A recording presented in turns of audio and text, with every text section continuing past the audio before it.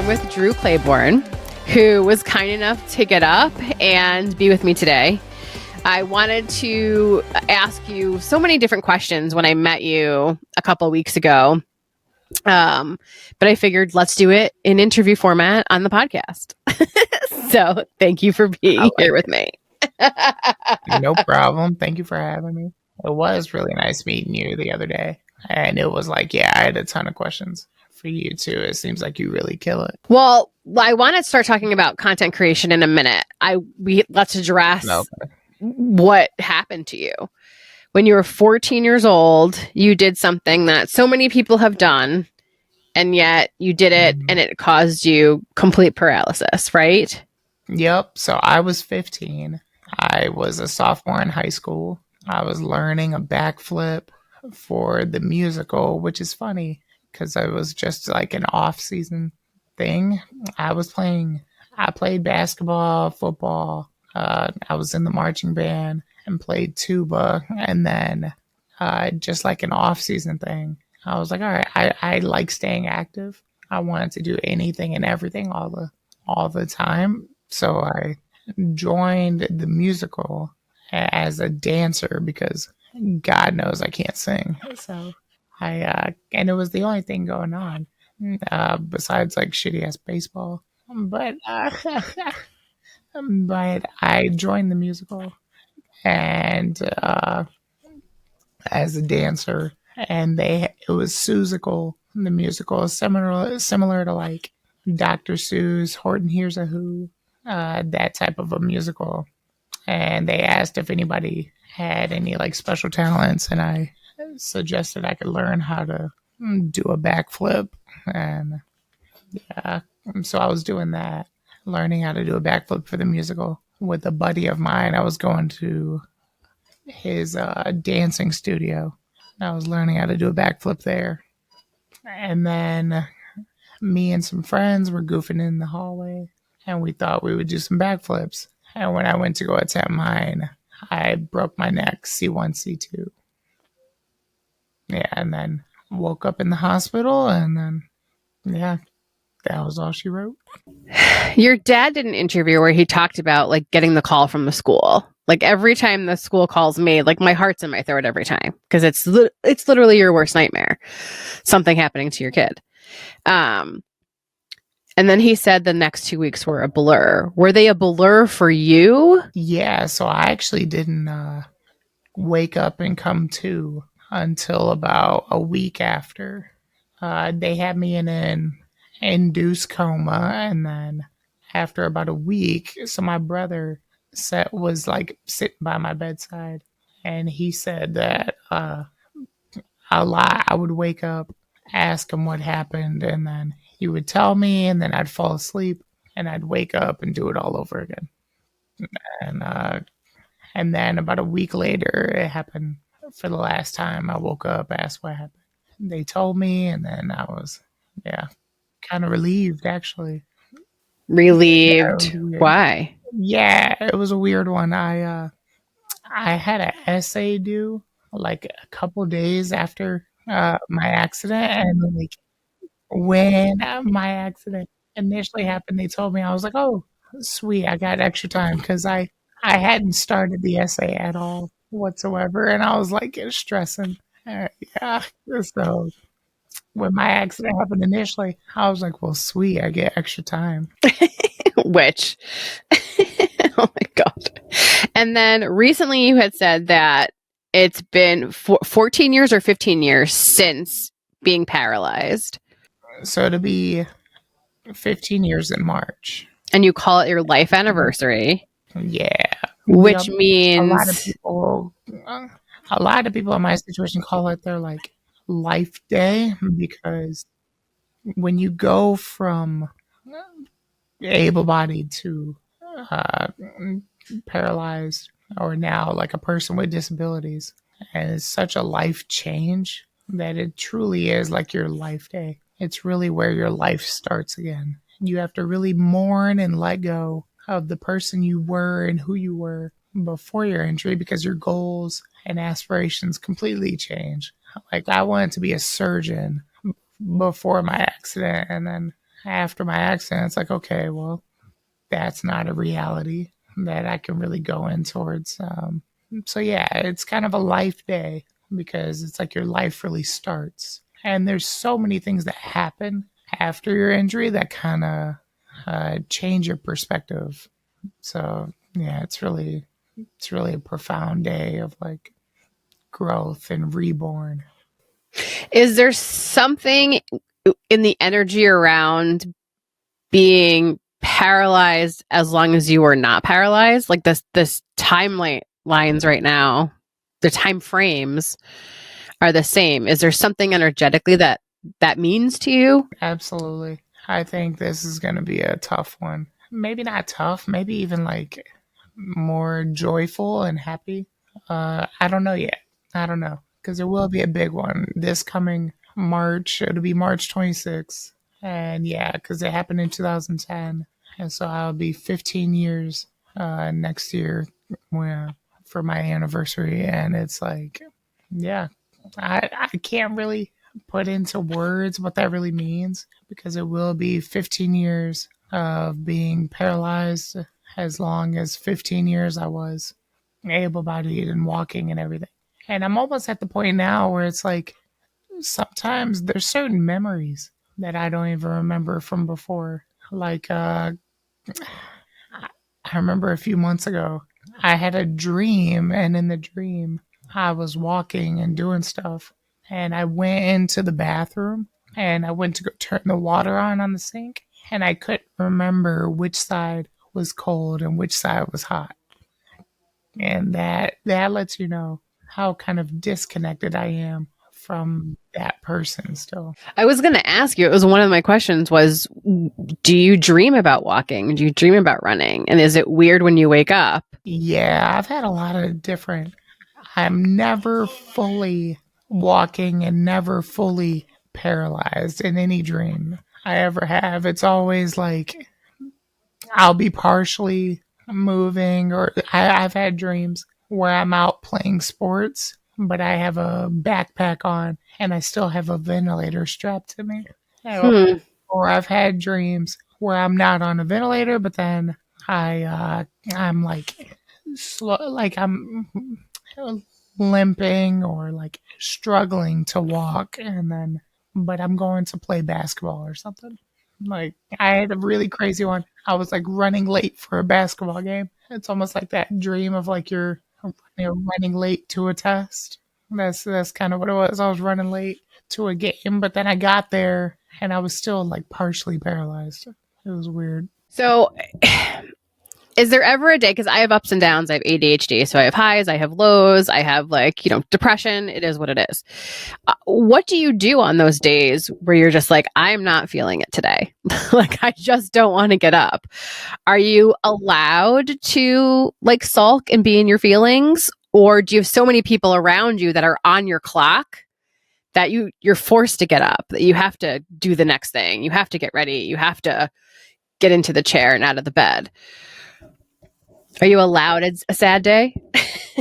I have my foundational routine of like getting up in the morning, doing stretches, and like getting dressed, washing up, getting in my chair. And those things always stay consistent for me.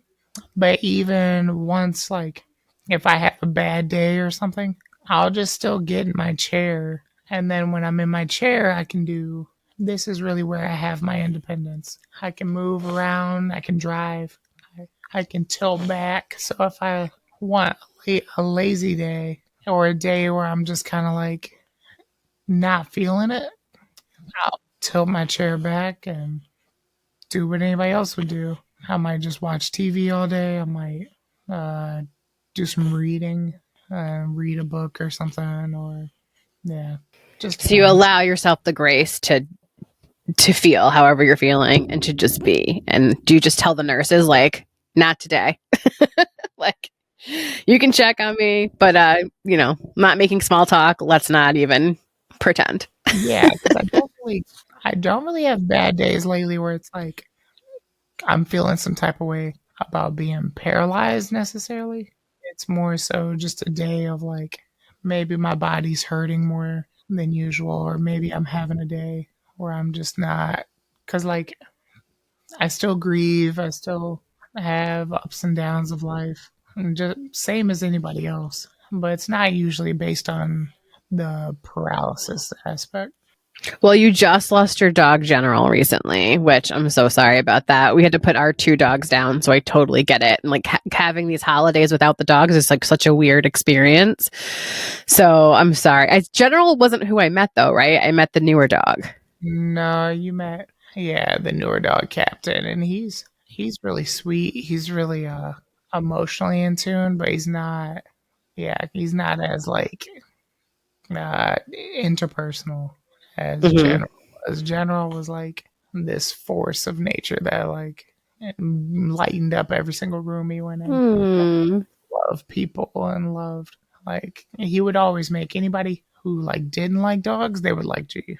So talk to me about the nonprofit, the Drew Crew. Why did we create this? What in you was like, I need to do this for other people? Where did the Drew Crew come from? So I so after my accident, we had a lot of people in our community because I was kind of a force. It was kind of crazy. So like before my accident, I told you I played sports and did all these activities, and a lot of people knew who I was, and a lot of people even knew who my dad was because my dad is an even bigger force. So Mm-hmm.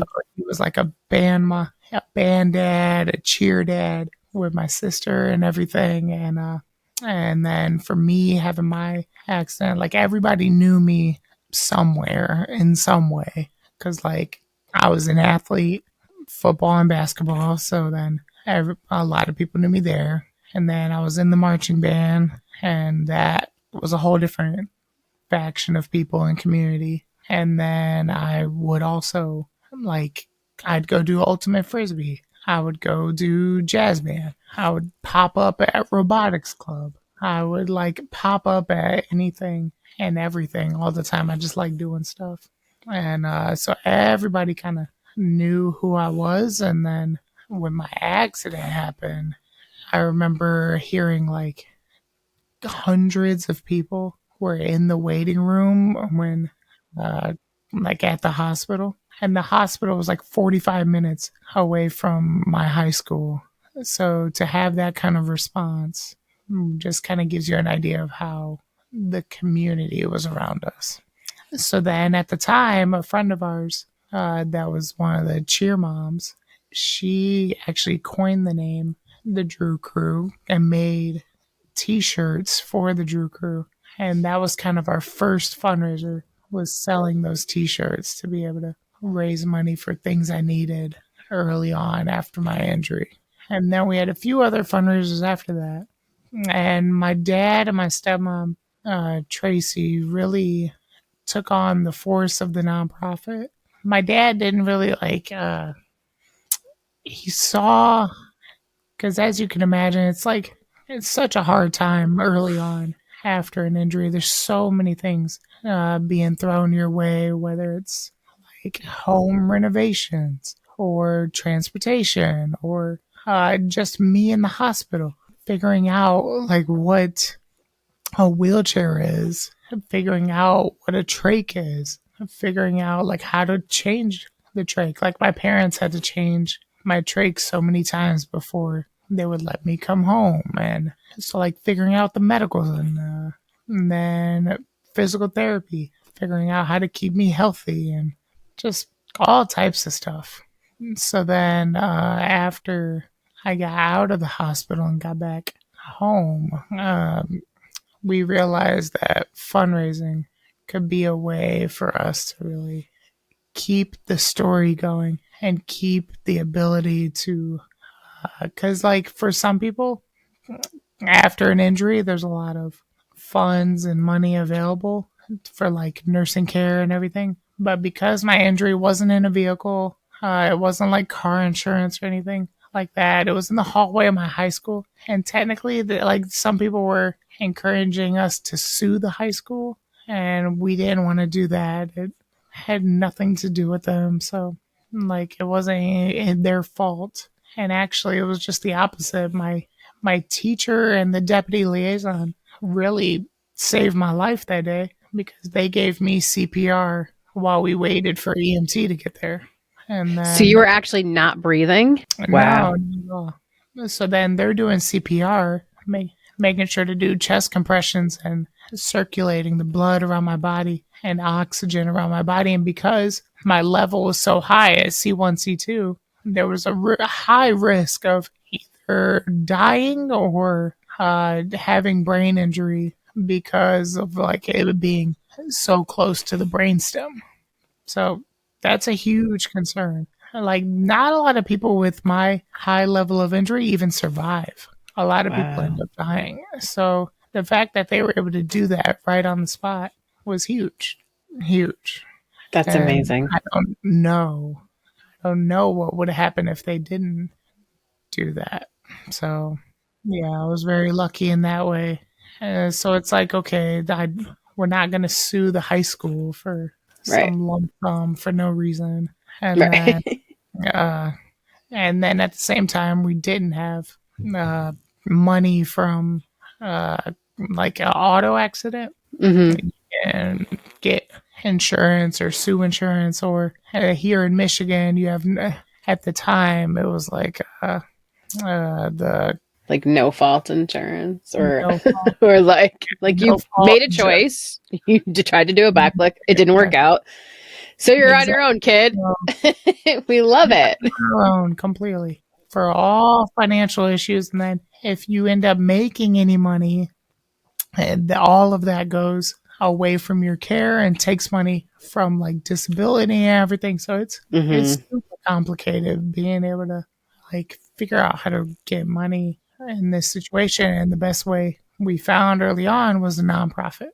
So Well, it's also not like they hand you a handbook of like, here's the things that you can do to help yourself, right? So does the Drew Crew help a lot of families that are just new to this experience and have no idea where to start? Especially as parents, like, how do I help my child? How do I learn how to change the trach? How do I do all these things? Do you have a team of people that can help at least tell them what questions to ask and get them started on their way? right. So a lot of the mentoring comes from me and my dad. And we're always open to talking to any family, especially early on, because you want to be able to catch a family early on in the hospital.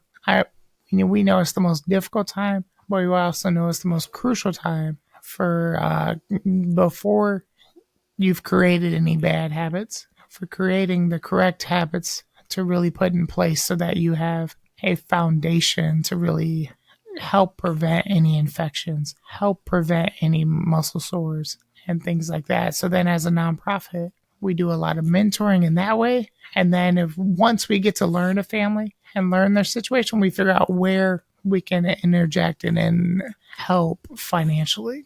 I know the golf outing is huge for the Drew Crew, but how else can people give throughout the year? Because it's not just the golf outing, right? Like, where can people go to donate if they want to donate to the cause?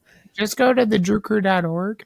Our website, thedrewcrew.org, is where you can learn about me, learn about our story, and then also just click on events and raffles if you want to get involved on the website. Events and raffles. We have some really cool raffles going on right now. We have Super Bowl squares.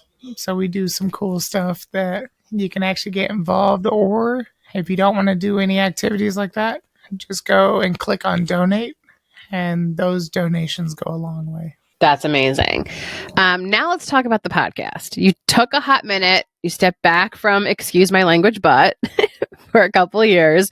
Number one, what made you even start it? Because I love that it's very you, right? It's very much Drew. I think when people see the chair, if they even see you in the chair, they probably presume something about you.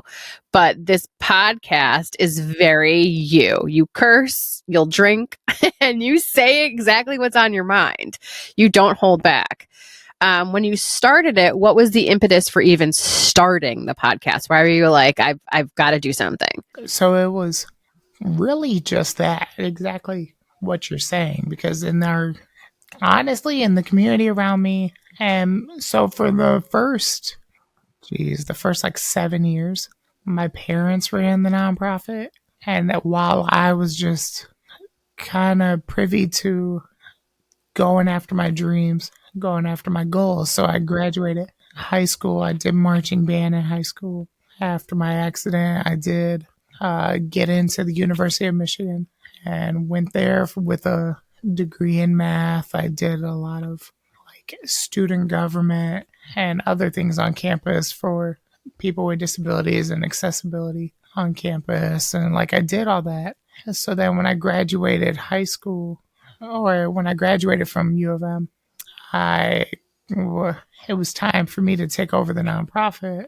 And once I was doing that, I was like, okay, because like at the time, through as you can imagine, a teenager or going through college, there was a lot of like resentment towards a lot of the way that people saw me after my accident. Well, I'm Because sure it was they make different. assumptions. You're different, not capable Yeah, of doing certain things. not so much that. Really? Not so much that. The exact opposite.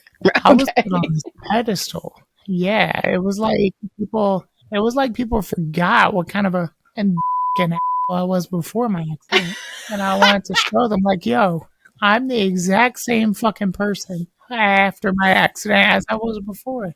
And a lot of the time, so like, I had a lot of people after my accident try to say we were friends, and we weren't. I had a lot of people try to say like, "Oh, this inspiration." And I want to be like, "Dude, I was an asshole too. Right. Like, what are you talking about?" Nobody. And obviously, that changes and evolves as you grow, and you're not that same child anymore. But at the same time, I wanted to show people, like, yo, I am the exact same person. Like, I'm still a human underneath all this. I'm not just this icon. I'm not like we have a nonprofit named after me and stuff. And I wanted to be like, and you guys see the surface. You don't really see who I am really. And I wanted to really show that. If I was going to take over the nonprofit, I wanted to still show some form of humanity and realism in this whole situation, because it's not always pretty. It's not what it's always chalked up to be. So yeah, that's kind of where the idea came from. And then once I started doing it, it really just became a therapeutic process for me to really get my thoughts out and kind of work through my emotions and thoughts and just be able to talk freely. And that's why I named it Excuse My Language, but because yeah, when you're talking about real life and real situations, there's some colorful language that comes with it. Hmm. How did your dad feel about it? Was he like, is this too real? Or was he like, express yourself, son, do what you need to do? Yeah, and there was probably times where he looked at it as I might have been sharing a little too much, or it might have been too real, because I was doing interviews with people talking about like sex after a spinal cord injury. I talked about real situations. I talked about even Somebody like has to go there, I guess. yep, I have talked about some interesting situations on my podcast, and it's just real. And it's like I said, it's therapeutic for me to be able to get those thoughts out and really show people. I mean, not even show people. When I do my podcast, it has nothing to do with like trying to educate or show people who I am or anything. It's really just a therapeutic way for me to talk. And then what ends up coming after is people let me know that like, oh, so it's really awesome getting to like know you as a person. So I like that. Well, and that's really what it is getting to know you as a person. You're funny as fuck. I mean, you actually have a great sense of humor. Yes, there's the motivational part. The latest episode that I was listening to, it's like I needed to hear it today because I'm just having a bad day. Which like maybe I sound like a dick because I can walk. I'm not paraplegic. What do you mean you're having a fucking bad day, bitch? But like I needed to hear the words that you said in this latest episode. So if anybody it, it's not just about being paraplegic, I guess I want to say, because it is for everybody. Everybody can listen to it. They can learn something from it. as you're tiptoeing back into the podcast, what is your goal with it? Or is it really just when you're in the mood, you're in the mood. If you have something to say, if you've got something to say, let's have the nurse learn to turn all the stuff on and let's go. What I'm starting to realize, because like, I forget what the quote is from somebody, but it's more so like, a fool speaks just to be heard, but a wise man speaks when they have something to say. And I'm realizing while I can't just wait for when I have something to say, but I'm realizing I have a lot more to say than I realize.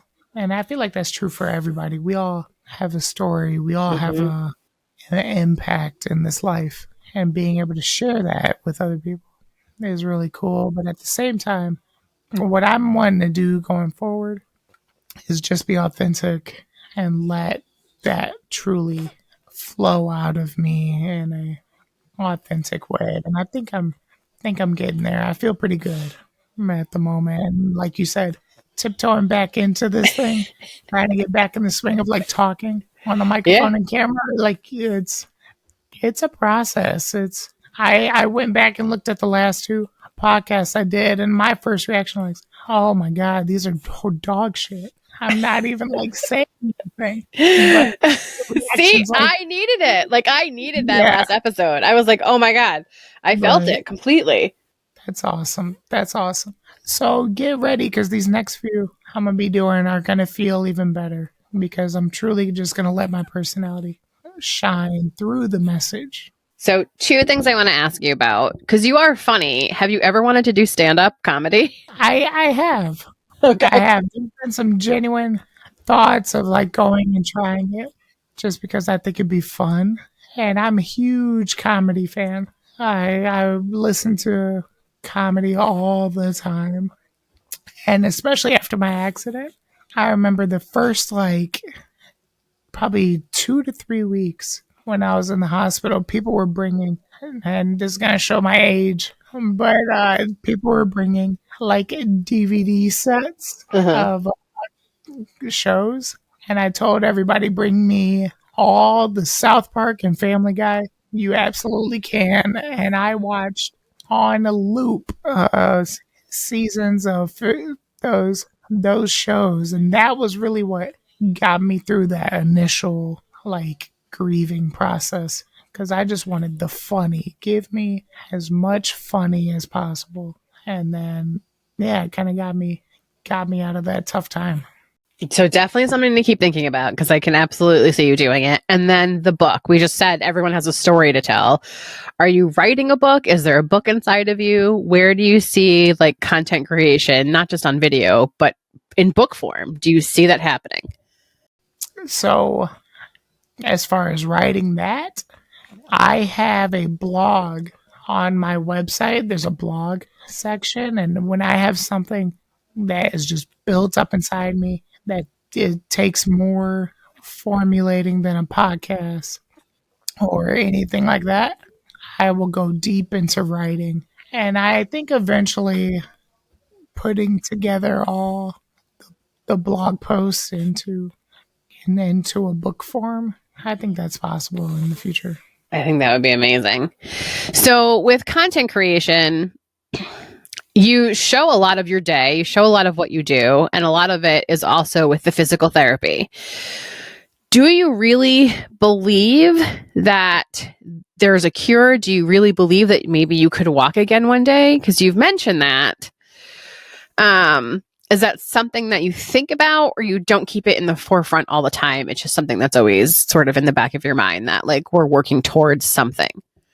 So honestly, I would say that's the most forefront of my mind since my injury. And it might sound crazy 14 years later, still having this thought, but I'm 100% in belief that I can get up out of this chair and walk again one day. I go to physical therapy once a week and walk in this walking machine. I do 4 to 5 hours of electric stim every night to make sure my muscles are strong and I don't fatigue and don't have any muscle atrophy.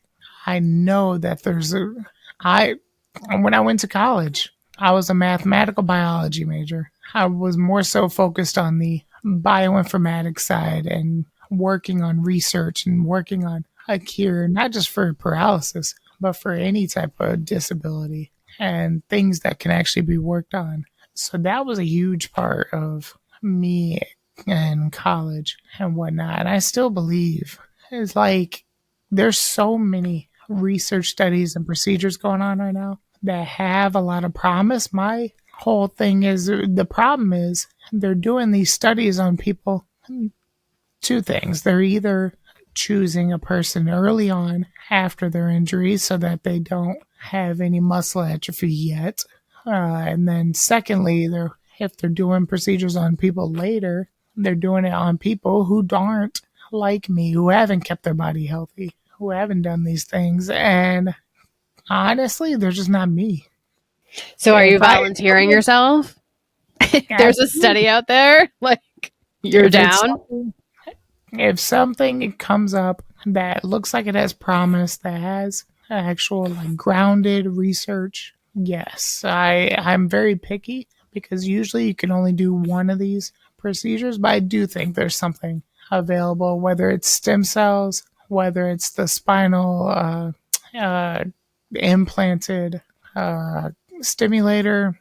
There's a lot of good research going on right now, and I think it's all promising. The one that I'm most interested in is actually like epidural stem cells.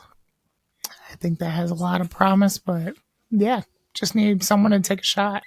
So you kind of believe it's going to be a physical, biological way to walk, not an AI bionical way to walk. You don't feel like you're going to be like part computer, part human. No, I don't want anybody hacking into my brain while I'm trying to do something.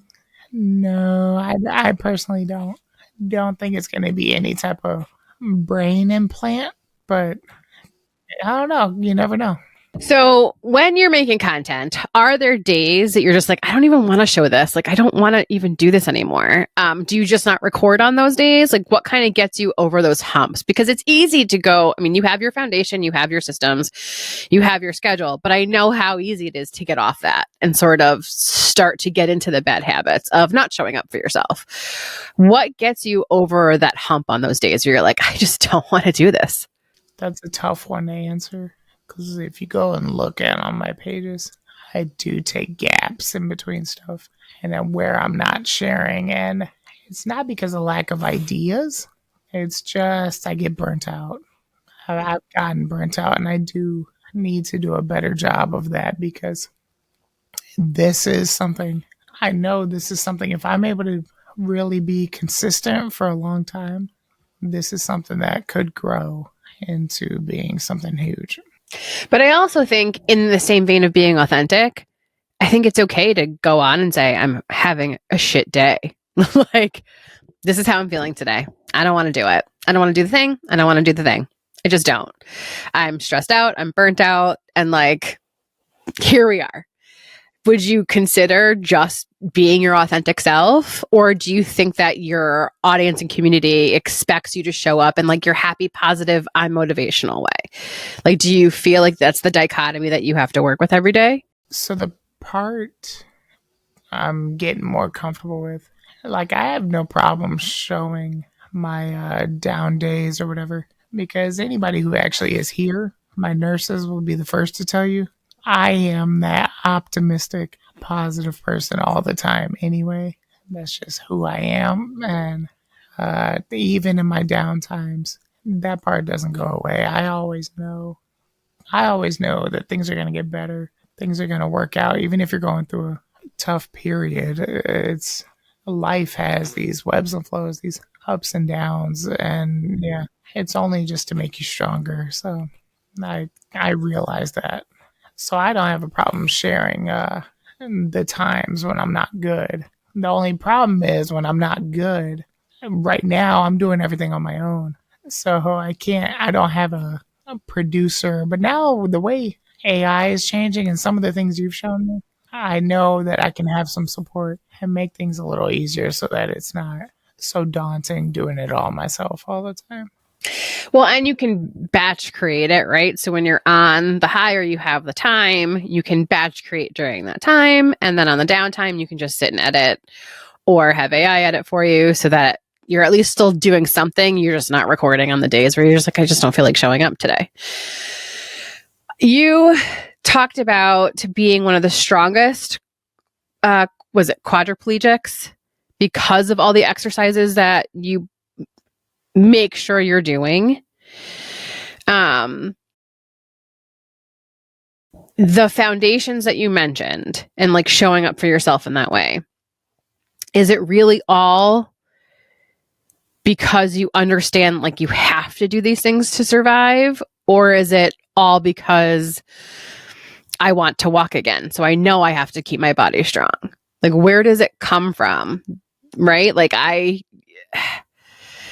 don't know that I would have the mental fortitude to do everything that you do every day. So I'll be completely honest in that really comes. I know how special this is. It's not about me.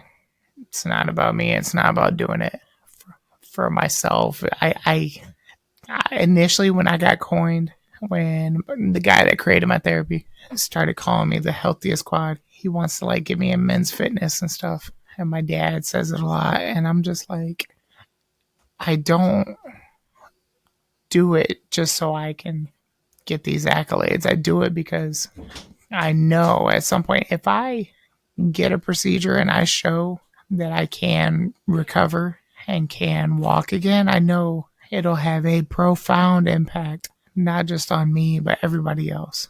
I will literally have the blueprint to show people this is what you do after a spinal cord injury, and this is how you get someone out of that chair, out of that situation, and you have to keep their body healthy in order to do so. So I understand the magnitude of this. I understand the significance of what we're doing. So I don't take that lightly at all whatsoever, because I know if I'm able to create this blueprint and show people what the effect can be, it could be something that changes things for paralysis forever. It could change the way people see it, and it'll change what people do and what hospitals do and what other medical places do after a spinal cord injury, because I will show them what they have to do. That's incredible. Oh my God, that's so powerful. The last question I have for you, I saw in one of the videos, you talked about when you're paralyzed and you're in the chair, a lot of the times you become an observer, right? Some people don't even see you, or they look past it because it's too tough for them to comprehend what's going on. You can't necessarily stand up and get involved in a conversation. You're observing a lot.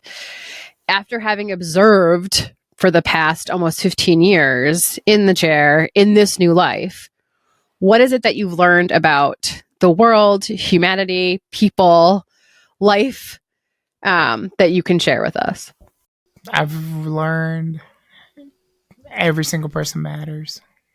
Every single person has a story. Every single person has these things, this experience, and everybody has something that they can give to those around them.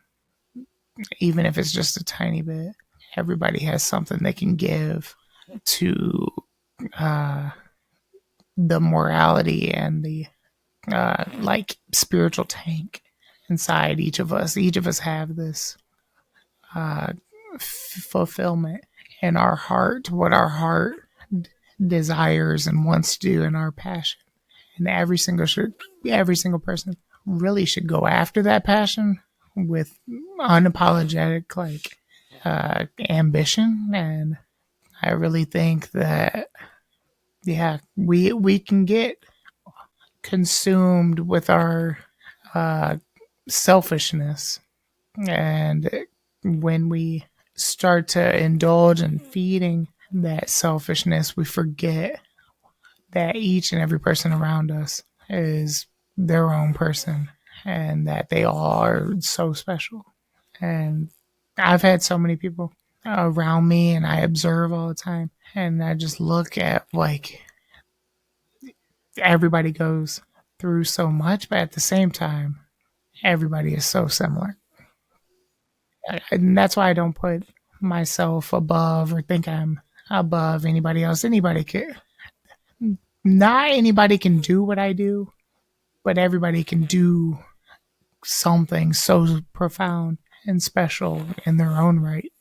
So, yeah, that's what I can really emphasize. That was amazing. All right. So check out Drew's podcast, Excuse My Language, but you can find it on his YouTube channel, which is your name, Drew Clayborn. It's very easy. I'll also link it. And then thedrewcrew.org, right? If you want to read his blog, if you want to give, right? and help out. And then also stay apprised of any of the charity events. And of course, the golf outing that everybody talks about. Thank you so much for doing this with me. I really do appreciate it. I know that time and attention is like the biggest thing right now. It's the most valuable thing. And so I appreciate you giving me your time and attention and telling me your story. Absolutely. Thank you for giving me this opportunity and platform to do so.